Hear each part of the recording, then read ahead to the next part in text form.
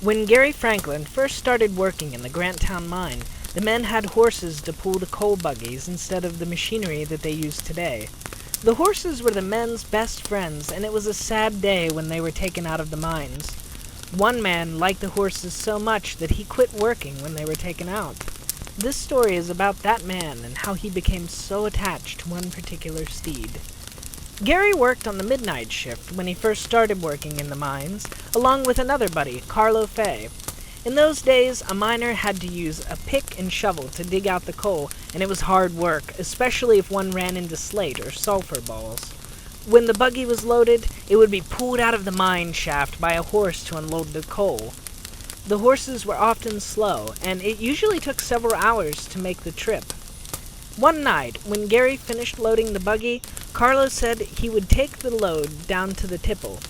It was supposed to be Gary's turn to make the trip, but Carlo said, "You're not as strong as I am, boy. You sit here and take it easy, and I'll make this trip for you." Gary was tired, so he didn't argue with Carlo.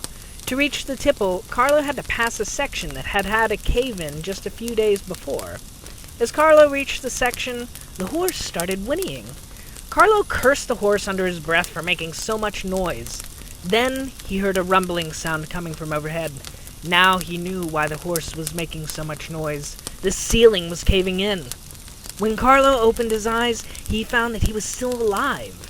He was half covered with slate, and he was almost choked from the rock dust that was in his mouth. But he was alive. With the help of his free hand, he was able to get out from under the slate pile. The horse, too, had lived through the cave-in.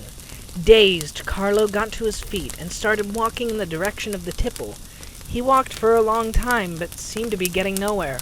When he came back to the caved-in section, he knew that he had been walking around in circles. He sat down on a lump of slate and waited for someone to come and rescue him. But then he realized that no one would come for him, because nobody knew he was missing or hurt. Gary wouldn't think anything had happened to him because he knew it usually took 2 or 3 hours to make the trip to the tipple. The men at the tipple would think that he and his buddy were still working up in their section.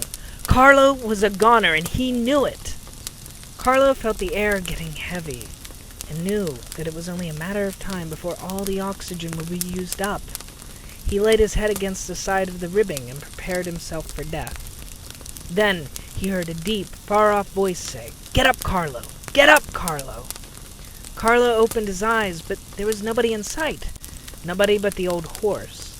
Thinking he was only dreaming, he closed his eyes again. Just as he was about to give up, he felt something hot against his face, and the same voice said, "Get up, Carlo! Get up, Carlo, and I'll show you how to get out of here." When Carlo shut his eyes again, the horse put his head against Carlo's shoulder and turned him over on his side. Again, the deep voice said, "Get up, Carlo! Get up, Carlo, and I'll lead you out of here." More dazed than ever, Carlo managed to get to his feet and followed the old horse. It was as if some spell were compelling him. When Carlo came to his complete senses, he was at the tipple. He didn't tell anyone how he had gotten out of the cave-in because he knew nobody would believe him. Years later, when the horses were all replaced with machinery, Carlo quit the coal mines. And he didn't quit just because he was ready to retire. He quit because he knew that a piece of machinery could never take the place of an old horse.